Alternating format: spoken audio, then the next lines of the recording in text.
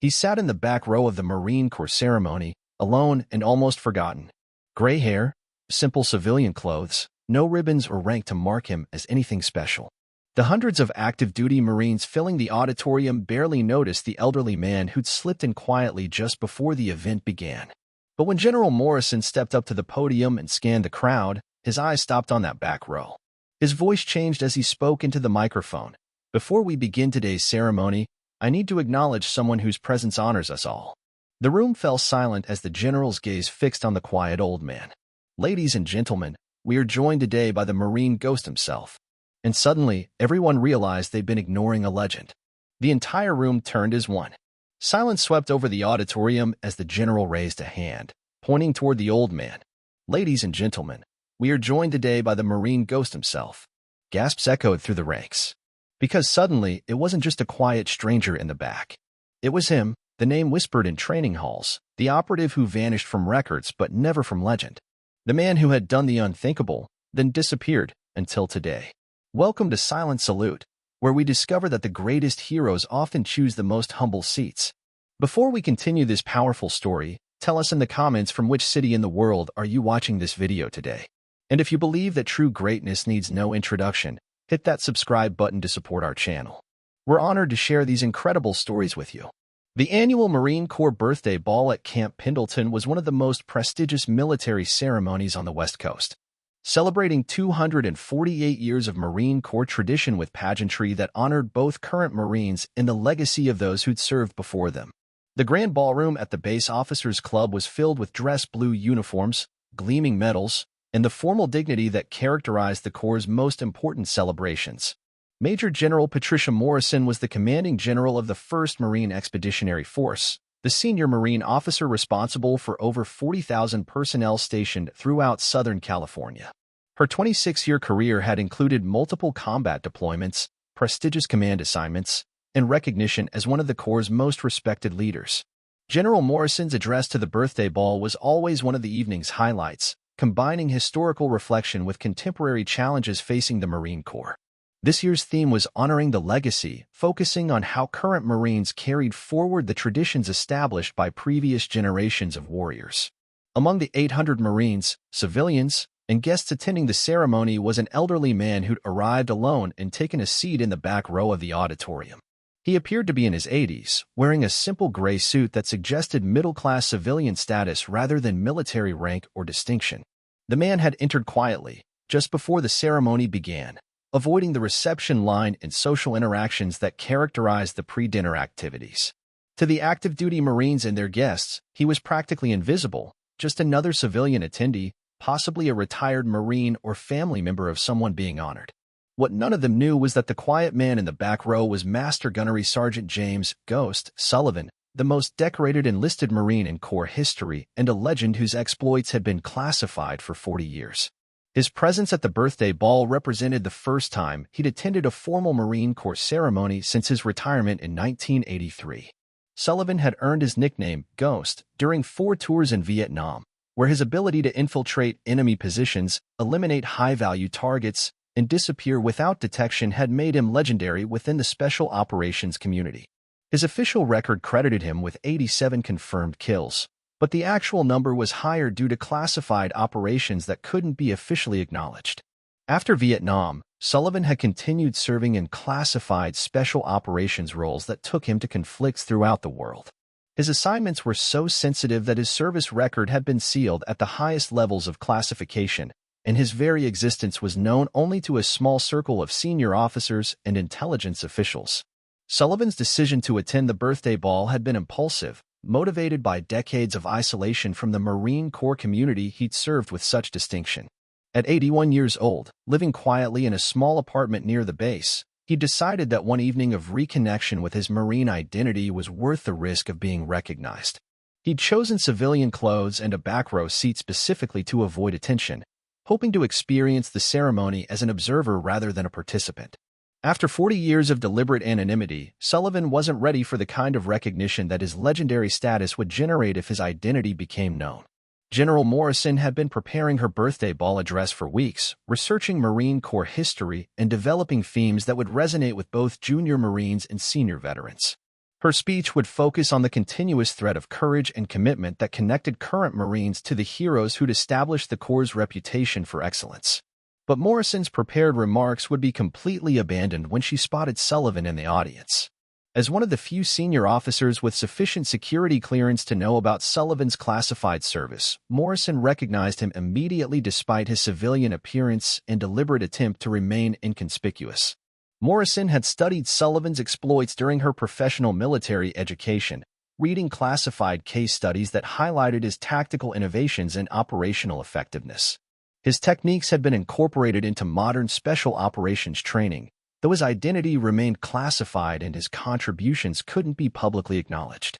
Seeing Sullivan at the birthday ball created a unique opportunity for Morrison to honor someone whose service had shaped Marine Corps capabilities but who'd never received public recognition for his extraordinary contributions. The ceremony began with traditional military pageantry, the presentation of colors, the playing of the Marine Corps hymn, and the reading of the Commandant's birthday message that connected Marines worldwide in celebration of their shared heritage. Morrison approached the podium to deliver her address, but instead of beginning with her prepared remarks, she paused to scan the audience with the kind of careful attention that characterized experienced military leaders. Her eyes moved systematically through the crowd, noting the faces of Marines she recognized, the presence of distinguished guests, and the overall composition of the audience. When her gaze reached the back rows, it stopped abruptly on Sullivan's weathered face. Morrison's expression changed from formal ceremony protocol to something approaching awe. For a moment, she stood silently at the podium, processing the significance of Sullivan's presence and deciding how to acknowledge someone whose very existence was supposed to remain classified. The audience waited respectfully for Morrison to begin her address, unaware that their commanding general was experiencing one of the most significant moments of her military career. Standing before her was a Marine whose legendary status exceeded that of anyone else in the room, yet whose identity couldn't be revealed through normal military protocol. Morrison made a decision that would transform the evening from a routine celebration into a historic acknowledgement of service that had remained hidden for decades. Marines, distinguished guests, and honored veterans, Morrison began, her voice carrying unusual gravity. Before I deliver my prepared remarks about honoring our legacy, I must acknowledge that we are joined tonight by someone whose presence transforms this celebration into something extraordinary. The audience's attention focused completely on Morrison, sensing that something unexpected was about to happen. 40 years ago, the Marine Corps produced warriors whose exploits became legendary within the special operations community but whose identities remained classified to protect ongoing operations and the safety of other personnel. Morrison continued, her eyes fixed on Sullivan, who was beginning to realize that his anonymity was about to end forever. These Marines operated in the shadows, conducting missions that officially never happened, eliminating threats that posed dangers most Americans will never know about. Their success was measured not by public recognition but by the lives they saved and the enemies they defeated. The audience was completely silent, understanding that Morrison was describing operations and personnel that represented the most classified aspects of Marine Corps history. One of these legendary figures, Morrison said, her voice growing stronger, sits among us tonight. A Marine whose courage, skill, and dedication to duty established standards that we still strive to meet 4 decades later. Sullivan was sitting motionless in his back row seat, knowing that his 4 decades of carefully maintained anonymity were about to end in the most public way possible. Morrison's acknowledgement of Sullivan's presence created immediate tension throughout the auditorium. Marines began looking around, trying to identify the legendary figure their commanding general was describing. The atmosphere shifted from formal celebration to intense curiosity about who among them had achieved the kind of classified greatness Morrison was describing. This Marine, Morrison continued, earned his reputation through 4 tours in Vietnam, where his tactical innovations and operational effectiveness became the foundation for modern special operations techniques.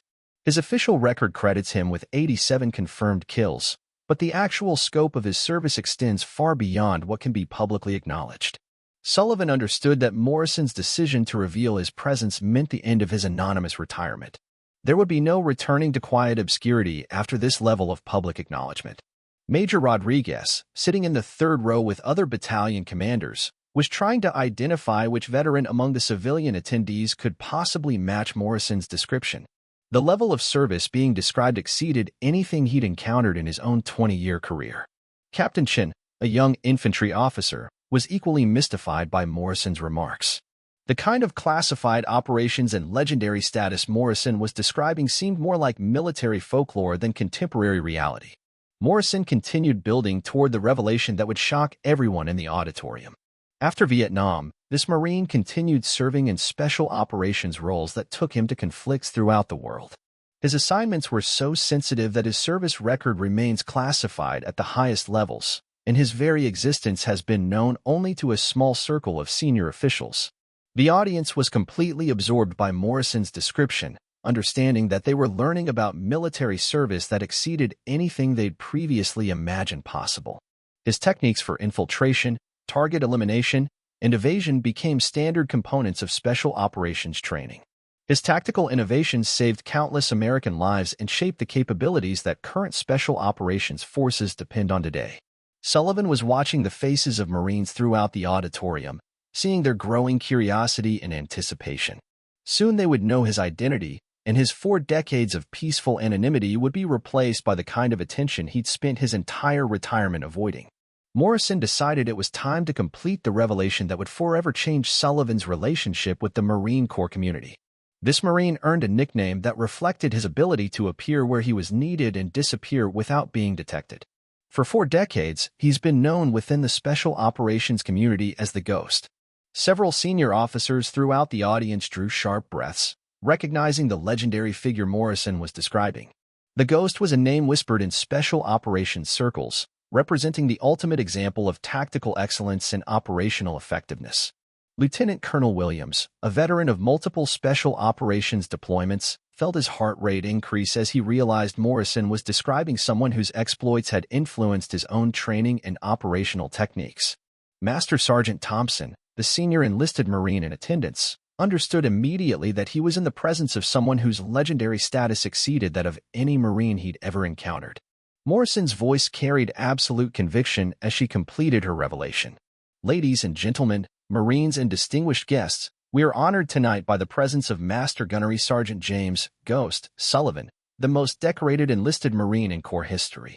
The auditorium erupted in a way that violated every protocol for formal military ceremonies.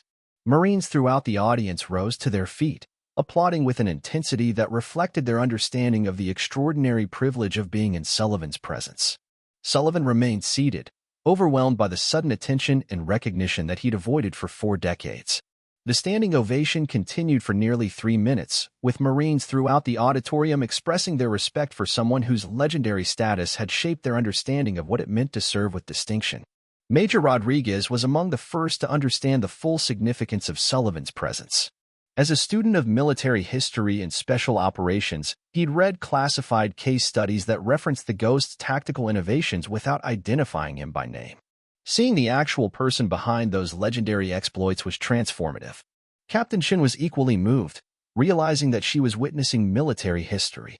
The techniques she'd learned in infantry school, the special operations principles that guided her tactical thinking, the very standards of excellence that define Marine Corps identity, all had been influenced by the man sitting quietly in the back row.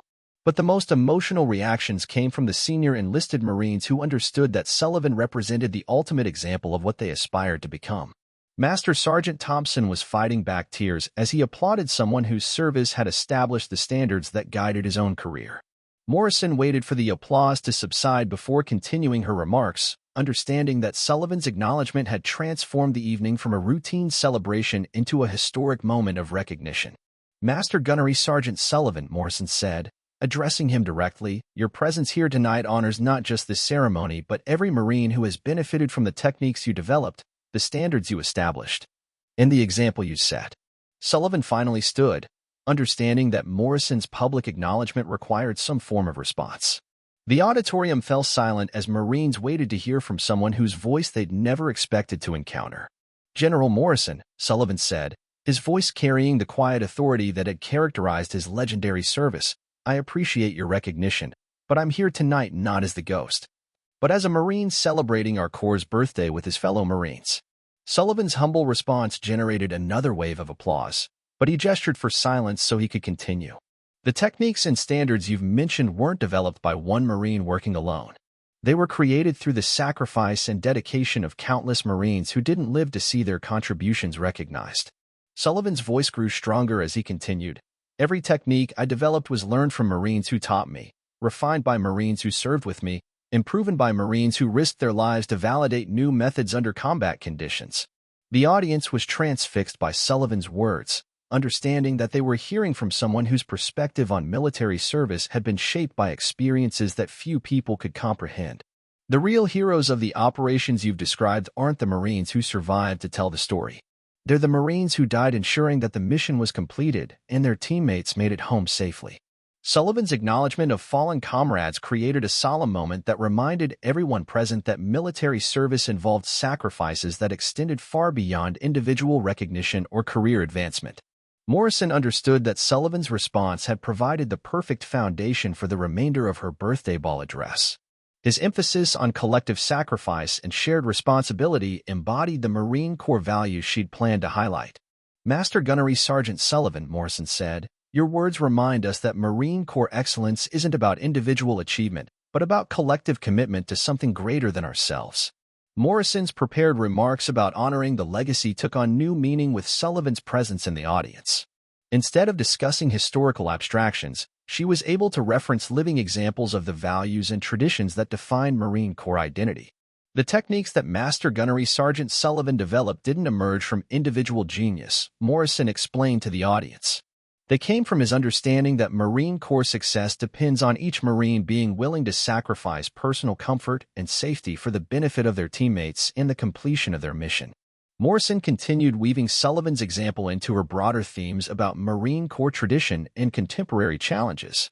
When we talk about honoring our legacy, we're not just celebrating past achievements.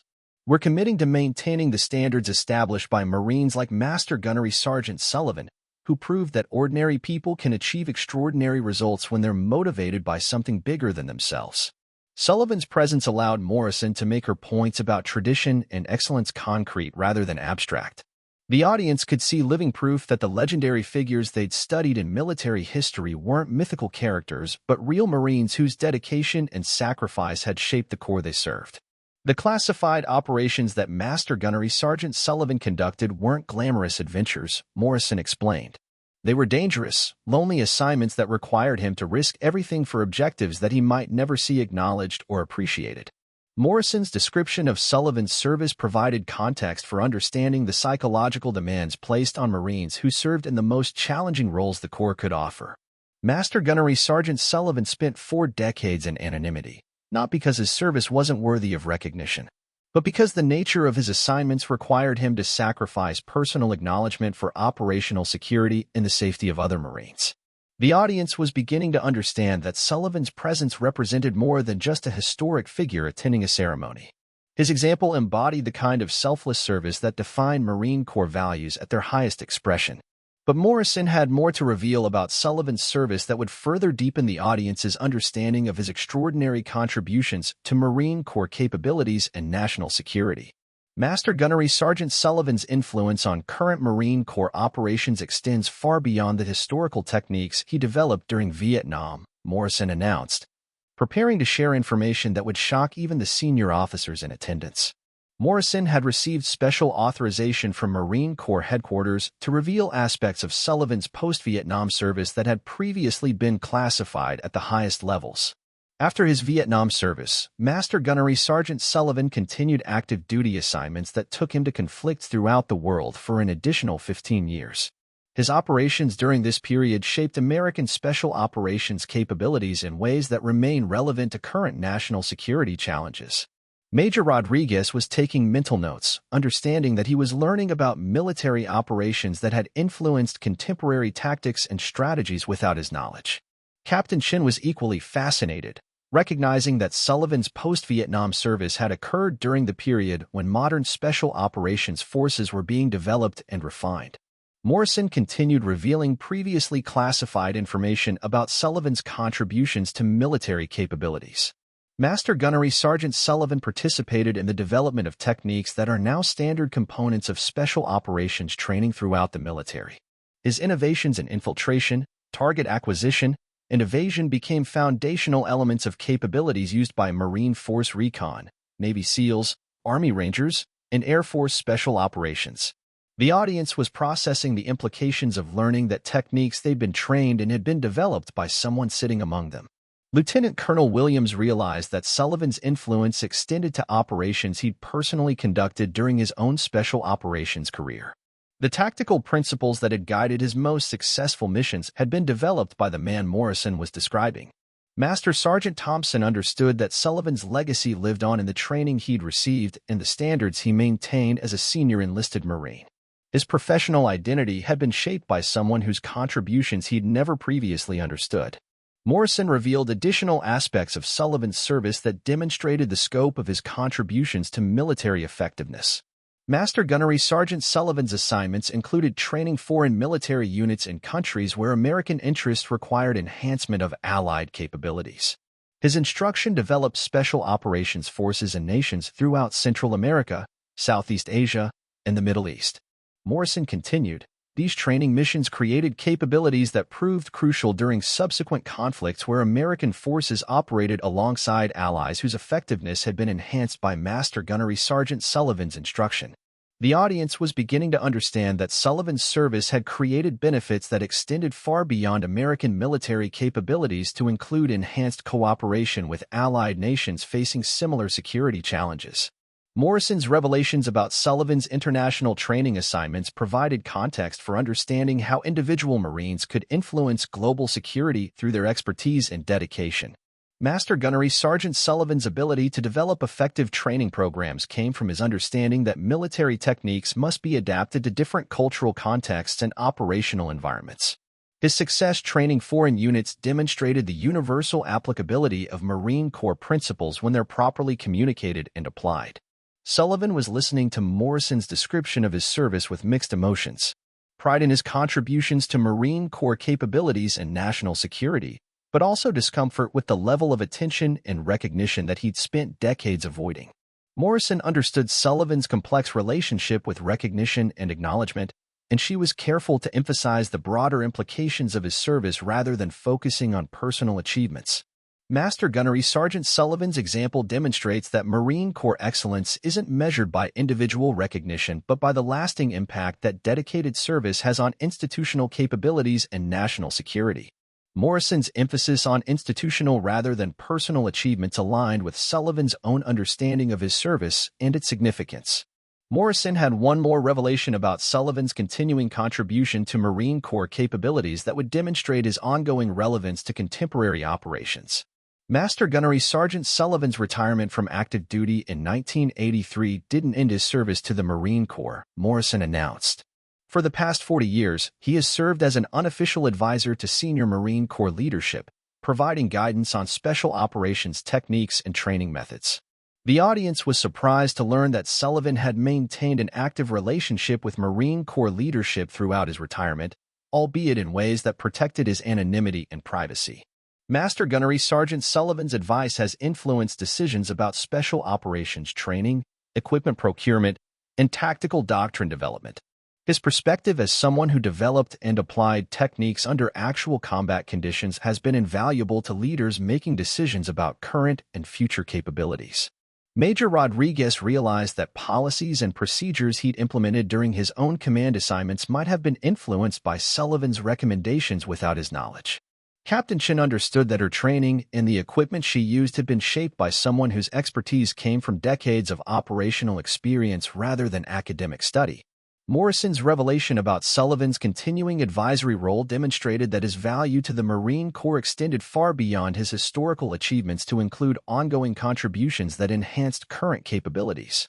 The techniques you learn in training, the equipment you use in operations, and the tactical principles that guide your decision-making have all been influenced by Master Gunnery Sergeant Sullivan's continuing service to our Corps. Morrison's acknowledgement of Sullivan's ongoing contributions provided a bridge between his historical achievements and contemporary relevance that helped the audience understand why his presence was so significant. Morrison concluded her revelations about Sullivan's service with a statement that captured the essence of his impact on Marine Corps capabilities and culture. Master Gunnery Sergeant Sullivan represents the highest expression of Marine Corps values: excellence in performance, dedication to mission accomplishment, and selfless service to something greater than individual recognition or personal comfort. Morrison's acknowledgement of Sullivan's service transformed the remainder of the birthday ball from a routine ceremony into a historic celebration of Marine Corps excellence. Her revelations about his classified service and continuing contributions provided context for understanding how individual Marines could shape institutional capabilities across multiple generations. The reception following Morrison's address became an informal education session where Marines at all levels had the opportunity to interact with someone whose legendary status had previously existed only in classified case studies and whispered stories. Major Rodriguez spent considerable time discussing with Sullivan the tactical innovations that had influenced his own special operations training. Learning that techniques he considered standard military knowledge had been developed by a specific individual fundamentally changed his understanding of how military capabilities evolved. Captain Chin was particularly interested in Sullivan's perspective on leadership under extreme conditions. His insights about maintaining unit effectiveness during extended operations provided guidance that would prove invaluable during her subsequent command assignments. Master Sergeant Thompson found that his conversation with Sullivan validated many of the leadership principles he developed during his own career. Sullivan's emphasis on taking care of Marines and maintaining standards under difficult conditions reinforced Thompson's understanding of senior enlisted responsibilities. But the most significant impact of Sullivan's acknowledgement was the inspiration it provided to junior Marines who realized they were in the presence of someone who embodied the Marine Corps values they were striving to develop in themselves. Lance Corporal Davis, attending his first birthday ball, was amazed to learn that legendary figures from Marine Corps history were real people who'd faced the same challenges and uncertainties that characterized his own military experience. Corporal Martinez gained new appreciation for the training he'd received, understanding that techniques he considered routine had been developed through the combat experience and sacrifice of Marines like Sullivan. Private First Class Johnson left the ceremony with enhanced understanding of what it meant to serve something greater than personal ambition or individual recognition. Sullivan's own experience of the evening was transformative. After 40 years of deliberate anonymity, he rediscovered the satisfaction that came from being recognized as part of the Marine Corps community rather than an isolated individual carrying his memories alone. His interactions with current Marines reminded him that his service had continuing relevance rather than being simply historical achievement. The techniques he developed were still saving lives, and the standards he'd established were still guiding Marine Corps excellence. Most importantly, Sullivan realized that sharing his experience and expertise could benefit current Marines without requiring him to relive traumatic aspects of his combat service. He could contribute to Marine Corps capabilities while maintaining boundaries around personal experiences that remained too painful to discuss in detail. Morrison's decision to acknowledge Sullivan's presence led to his formal appointment as an advisor to Marine Corps Special Operations Training. His expertise would be utilized to enhance current capabilities while respecting his desire for privacy regarding specific operational experiences. Sullivan's transition from anonymous retiree to acknowledged expert provided Marine Corps leadership with access to knowledge and perspective that couldn't be replicated through academic study or theoretical analysis. His influence on training development, equipment procurement, and tactical doctrine became formalized through his advisory role, ensuring that his expertise would continue benefiting Marine Corps capabilities for years to come. The birthday ball ceremony became legendary within Marine Corps history, remembered not just for Morrison's revelations about Sullivan's service but for demonstrating how individual Marines could shape institutional excellence across multiple generations. Sullivan's story became part of Marine Corps education about the importance of recognizing and utilizing the expertise carried by veterans whose contributions might not be immediately apparent. His example reminded Marine Corps leadership that their most valuable resources were often people whose service had been conducted in ways that didn't generate public recognition or conventional career advancement. The quiet man in the back row who'd tried to attend the ceremony anonymously proved to be one of the most important figures in Marine Corps history, whose influence extended from Vietnam-era innovations to contemporary special operations capabilities. Sullivan's acknowledgement demonstrated that true military excellence was measured not by public recognition but by lasting impact on institutional capabilities and the effectiveness of future generations of warriors. His presence at the birthday ball created a bridge between Marine Corps history and contemporary operations that reminded everyone present that they were part of a continuous tradition of excellence that transcended individual service periods. The ceremony concluded with Sullivan leading the traditional cutting of the Marine Corps birthday cake, a symbolic gesture that represented the passing of traditions from the oldest Marine present to the youngest, ensuring that Marine Corps values would continue guiding excellence for generations to come. As Marines filed out of the ceremony, many carrying new understanding of their connection to Marine Corps history and the ongoing relevance of traditions established by previous generations. Sullivan remained behind to speak with Morrison about his future role in supporting Marine Corps capabilities. His 4 decades of anonymity had ended, but his service to the Marine Corps would continue in new ways that honored both his legendary achievements and his desire to contribute without seeking personal recognition. This story was brought to you by Silent Salute. Before we leave you today, here's our question. Have you ever been in the presence of someone whose humble appearance concealed extraordinary achievements that became apparent only when the right person recognized their true worth? Someone whose quiet service had shaped your life or your community in ways you'd never realized. Tell us in the comments about the hidden legends you've encountered who chose service over recognition. And if you believe that true greatness often chooses the back row over the spotlight, hit that subscribe button to support our channel. Every story reminds us that the most important contributors are often those who serve without seeking credit, and that recognizing their worth can transform not just individual understanding but entire communities. We'll see you in the next one.